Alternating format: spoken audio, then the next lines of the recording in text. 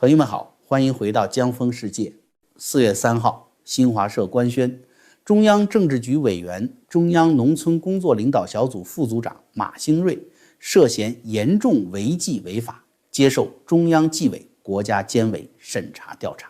大家注意这个头衔，中央农村工作领导小组副组长，一个被称为航天少帅，管过大火箭的，南下管过深圳，管过广东的，最后更是跑去新疆替中共挥舞杀威棒的政治局委员，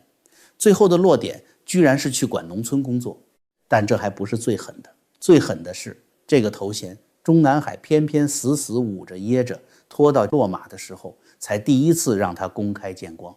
去年7月，马兴瑞灰溜溜地从新疆下来，当时北京给出的说辞就4个字：另有任用。但在过去的整整9个月里，根本没让外界看见他到底落到了哪里。直到现在的一纸通报，这个农村工作领导小组副组长的头衔才跟着他落马的消息一起被扔到了大街上。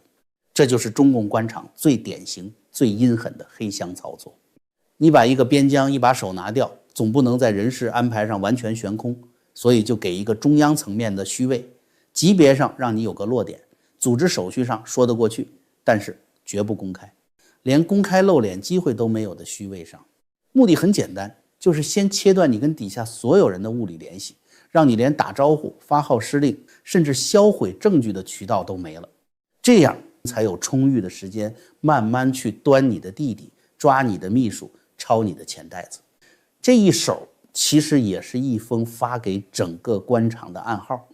那些闻着血腥味的官场鲨鱼一看就懂了，马兴瑞这棵大树倒了，主子已经默认大家可以切割了。以前依附他的，怕被他拖下水的，手里捏着黑材料想立功保命的，全都开始抢着往外倒。明白了这个逻辑，你再回头看他去年夏天离开新疆时说的那句话，味道就全变了。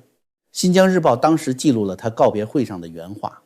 回顾来新疆的3年半时间，我深感责任重大，时刻如临如履，放心不下。如临如履啊，正常调动，你说一句感谢组织信任就完了，这更像是一个已经闻到了冰柜冷气的人在台上硬撑着把最后几句话说完。去年夏天被挂起来之前，心里就已经全清楚了。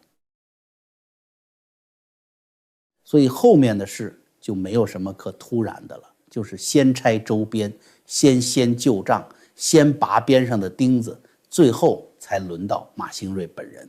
谁最先被盯上？根本不是马兴瑞本人，而是远在黑龙江双鸭山的一个地方商人，他的亲弟弟马兴全。马家祖籍山东运城，父辈闯关东，到了黑龙江双鸭山当矿工。马兴瑞自己考上大学，飞出了双鸭山，一路搞航天搞政治，最后进了政治局，但弟弟没走，一直留在当地。马兴瑞后来升任工信部副部长及调任广东。马兴全在黑龙江双鸭山大肆注册了多家公司，特意用哥哥名字里瑞和兴的谐音字注册了诸如瑞兴煤炭、瑞兴劳务开发等一系列公司，什么赚钱干什么。你要说这种小地方的商人靠着当副国级大官的哥哥沾点光吃点回扣，在中共体制内太正常了，地方税务局查一查，罚个款也就完了。但你犯得着从中纪委专门调一个正厅级的专案组干将徐令义的得力跟班罗礼平跨越几千公里跑到黑龙江双鸭山去死死蹲他吗？这就说明从一开始拍板的人就不是地方上想查一个商人，而是有人已经决定要顺着马兴全这个线头往马兴瑞本人身上摸，弟弟只是一道门。至于这股力量到底是谁，后面再看。抓一个商人不需要走党内繁琐的双规审批程序，公安和纪委可以直接跨省动手。专案组空降双鸭山，最要命的一点是他手里握着家族最核心的东西，账本，谁的钱从哪条路走，中间经过了谁的手，他最清楚。所以弟弟根本不是什么小角色，是家族的总账房。看看他名下干的那些买卖，煤炭、劳务派遣、农业，都极度依赖现金流，最容易虚构交易。说你卖了1万吨大米，好，纪委把门一踹，仓库在哪儿？物流单据呢？收货方签收了没有？只要账本一翻，实地一查，有没有真实的货物流转，一目了然。到了11月收网的时候，专案组查抄了马兴全名下的4处房产，结果极其惊人。哈尔滨的大平层搜出1个亿，双鸭山别墅搜出1个亿，最夸张的是，在双鸭山父母的老宅子里，直接搜出近1个亿的现金，有零有整，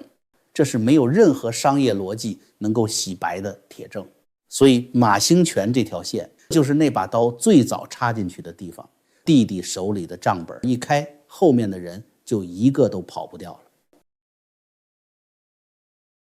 弟弟手里的这本账一旦被纪委彻底掀开，接下来谁最先扛不住？是马兴瑞身边最近的那个人。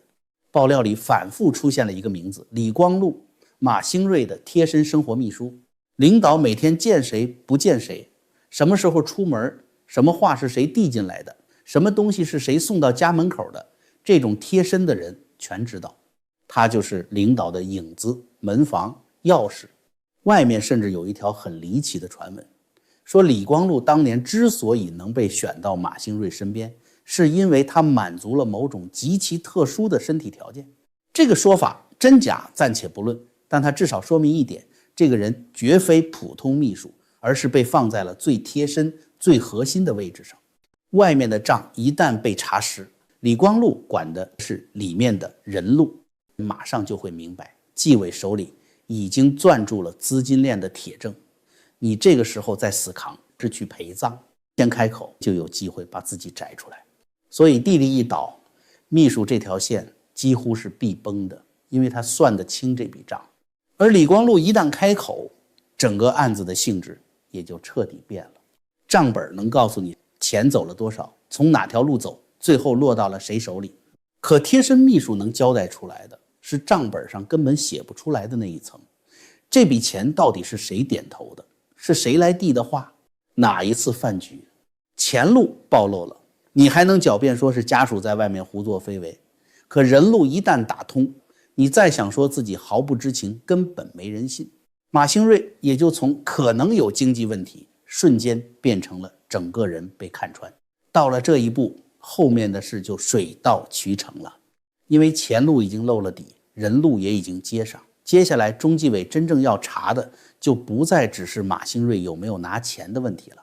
而是这些巨额资金到底是谁替他送出去的。从黑龙江到香港再到新加坡的家族信托，中间隔着那么多层壳，那么多道手，那么多扇门，到底是哪一只手在中间接力，又是哪一道门在背后悄悄打开？查到这里，案子就不再是一个弟弟一个秘书能兜得住的了，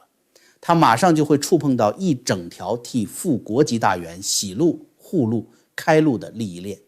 说到这里，咱们先插一个老朋友的好消息，普瑞堂的玄宝黑参卖了整整10年了，今年是10周年大庆，3月28号到4月19号，普瑞堂搞了大力度的优惠活动。不光是黑参，你在普瑞堂买任何产品，只要凑满一单500美元，以前是送你1根黑参，现在直接给你2根，上不封顶，买的越多送的越多。如果你一单满3000美元，除了该送你的12根黑参之外，再额外送你1根特级的。老观众都知道普瑞堂的东西，链接我放在下方，大家自己去看。下单的时候记住我们的优惠码 GF， 全球包邮。从国内到境外，从成堆的现金到海外的资产，中间隔着的是国家机器的审查，是金融系统的合规。副国级这个级别真把钱送出了国门，那靠的是一整套替权贵开门、护门、送门的机密暗线。这条暗线至少要连破3道大门。第一道门是先把钱洗成看起来不像脏钱的钱，第2道门是让钱一出境立刻换壳造同伙，第3道门才是最后的终点，让钱洗成受当地法律保护的合法家族资产。注意，下面这些具体的人名、金额、资金路径和高层关系，不是官方公开披露的信息，而是目前外界流传的多方爆料和情报线索。这些说法的价值不在于目前每一个细节都已经100%做实，而在于他们拼凑起来指向了一种极其可怕的可能。据爆料，替马兴瑞家族打开这第一道门的是马兴瑞在深圳时的同僚，原深圳市政协主席戴北方。他退居二线后，在马兴瑞妻子荣丽的怂恿下，去当了深圳市慈善总会的会长。外界有一种说法是，这类账户在国际上被形容为近似免检通道，意思是他在实操中更不容易被当成高风险资金流来盯。爆料指出，他们以慈善总会的名义，假借向香港公司采购黑龙江的高质大米等物资，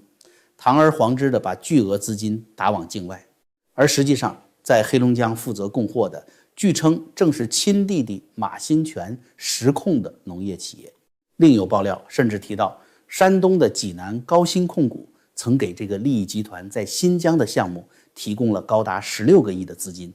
如果这些属实，这是国家的公器，在替权贵的黑金洗底。第一道门一过，第二道门紧跟着就来。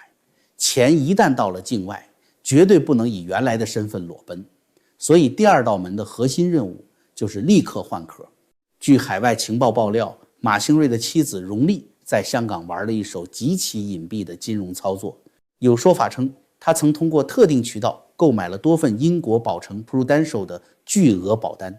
外界流传的数字甚至高达120多份，把钱洗进保险池。爆料还称，他在香港西北部操作了包括简约公屋在内的4个房地产项目，甚至有更激进的说法，指称新疆大西北基建的建筑材料被挪用到香港去盖这些楼。名义上这是商业投资，实际上壳是自己人控的。但第二道门最阴狠的地方还不只是换壳，而是捆绑。更惊人的爆料还指向荣丽在这4个香港房地产项目里拉了谁入伙。有爆料称，其中包括南昌市长高士文的夫人，甚至有一种说法称，现任中纪委书记李希的夫人也被卷入其中。据相关爆料的说法，荣丽曾利用自己在香港控制的基金，以存单抵押的形式向相关项目发放所谓定向贷款。如果这一爆料属实，那第二道门最阴狠的地方就不只是换壳，而是彻底的捆绑。你拿了我的钱，背了我的利息，资金链就和我彻底绑死了。他是在造同伙，他是在当朝反腐一把手的绞刑架上死死地焊上了一个利益共同体。过了这道门，第3道门才是真正的终极黑箱。据爆料描述，这笔钱最后的路径是从香港贸易公司转入新加坡贸易公司，再倒进香港的基金公司。有说法称，最终全数流入了马兴瑞家族在新加坡设立的家族信托办公室。爆料还称，在新加坡末端负责接手这些资产的是其拥有海外身份或长期居留资格的女儿和女婿。你去查吧，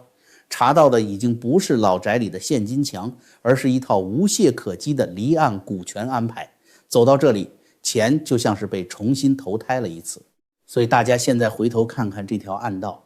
能搭出这套天罗地网的人，绝对不是东北的老乡，而是顶级的专业白手套。这帮人是谁？如果外界流传的这条线索属实，真正的操盘手指向广东的金融金三角。爆料点名，其中包括原广东省副省长、广发证券创始人陈云贤、顶尖御用经济学家巴曙松，以及广发银行独立董事郭允昭。这帮由学者和高管组成的智囊团写了大量关于离岸金融中心建设和人民币国际化的学术论文，甚至有一种更狠的说法，认为这些看似高深的研究也被外界形容成替权贵搭路洗钱的技术图纸。那最后一个问题来了，既然通道这么庞大，为什么竟然无人敢查？注意，下面这部分尤其属于高风险爆料，目前看不到公开层面的做实材料，只能当作外界传闻来看。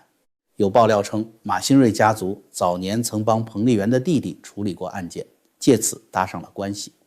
外界还有传闻称，荣丽极力逢迎，甚至在外以最高层女儿的干姐姐自居。这些说法是否属实，目前都属于爆料层面。但如果这类爆料有相当成分是真的，那荣丽在外面狐假虎威、借势通关的逻辑就不难理解了。通道是金融老油条建的，但能让这扇门一路绿灯，外界爆料普遍把这一层政治威慑归结到彭丽媛这3个字上。大家千万别把马兴瑞的落马看成是一次偶然的反腐，或者是一次普通的技术官僚翻车，你必须把它放进这几年中南海极度血腥的权力大崩盘里，才能看懂这出戏的底色。没有后台的技术官僚敢去查副国级的大员吗？所以真相只有一个，能把这把刀直接递到最高统帅案头，背后绝不可能没有前朝政治元老的支持，不然军工系、广东系那些早就对马兴瑞不满的人，不敢把材料和账本彻底咬出来，通过微妙的渠道直接拍到了最高层的案头。这也就是为什么马兴瑞的案子会办得如此拧巴，如此漫长。这说明塔尖上那2口子当时根本不想动他，想把案子压下来，